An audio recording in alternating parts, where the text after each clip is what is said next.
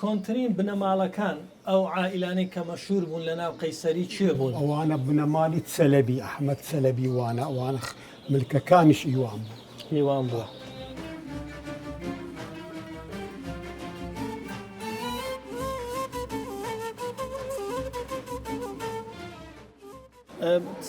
ناوی چەند چاخانە و قاوەخانە دەگوترێ و دەبیسترێت لە ناو قەیسەری؟ بە گوێرەی من کە دەزانم مامخەلی چایچی کە لە ناو قەیسەری لای قماش فڕۆشان ئەو قەدیمترین دوای چێخانەی عەبۆی وەختی خۆی جێی نافورەی مام نادرە بوو جێخانەی عەبۆی دوایێ ئەو کە منداڵەکانی دەگەڕێتەوە سەر ساڵی 1970 کەسرە کە منداڵەکانی هەم کە جێگای ئەو چێخانەی کەوبازان کرایتە چێخانەی عەبۆی.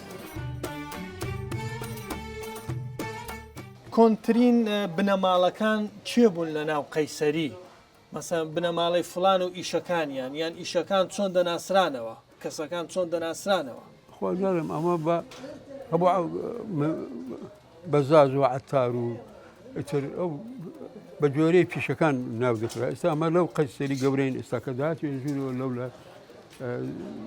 یەکەم بەدەست کە داهاتێ ژوورەوە لە لای دەرگەکەی تر یەکەم دوکان تەنیشتی قادرمە بوو دەسوسەرەوە حاجی لەتیف قەساب هەبوو پیاوش بەتەمەم بوو لە وەکو برا گەورەی قەسابەکان بوو. ئەو وەختەنی قابە و شتیوانە بوو بەڵام وەکو برا گەورەیان حاجی لەتیف بوو.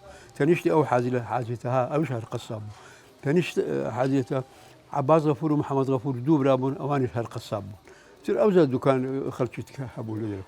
نەجار و شت لە دەرەوە بوو کە نەجار تەقەتەق و داربڕینەوە شتیوای هەبوو لە حەوشەکەی ئێستا کە دێی لە لای مزگەوتەکەی دەرگای خەڵات دێ ژوورێ ئەو گۆڕەپانە هەموو نەجار بوون ئەوێن دەرێ.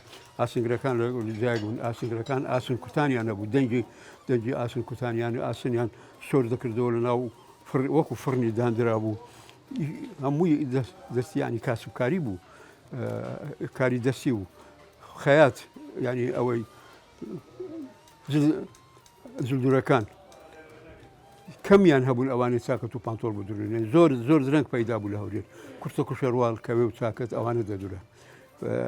لە خوارەوە پیاوەکان دەرپێ سپیان دەکرد لە بەلووریان پێدەوت بەلووری و شعادە چاپان ئەوانە مایل و سپی بڕنجیان ئەو زۆرانە هەبوون. ئەوەی لە شەروال قیم دەکرا لێرە پێیان دەگوت دۆخین هەبوو لە ماڵان ژن هەبوو دروستیان دەکرد داهینا لە بازار دیان پژۆ پارێکی کەم.